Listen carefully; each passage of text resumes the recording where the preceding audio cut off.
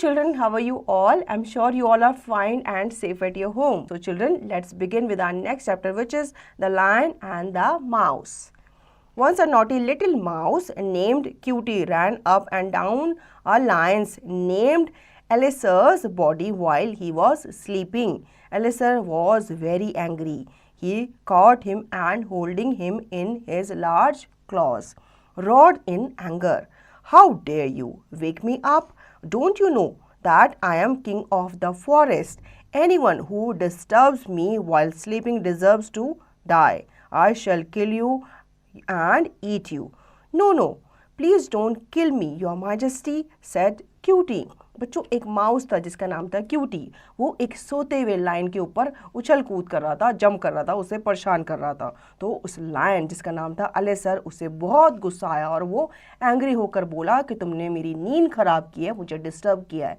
जो भी मेरी नींद खराब करता है मैं उसे मार डालता हूँ. तो वो जो माउस था वो उससे माफ़ी मांगता है. वो कहता है प्लीज़ प्लीज़ मुझे छोड़ दो, मुझे मत मारो. Maybe I will help you someday, requested cutie. Ha ha ha, you may help me.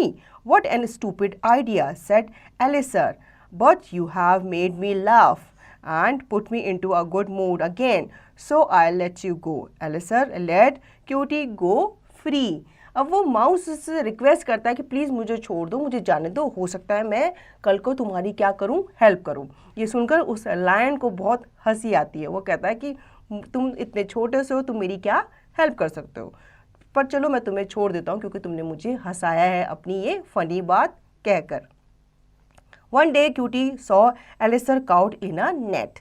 Cutie ran to Eleazar and nibbled the net with his sharp teeth. Eleazar came out of the net. He was free. He felt very happy. He said to Cutie, "Thank you, my little friend. I did not believe that you could be of use to me, but today you have proved that even the weak and small may be of help to those who are much mightier."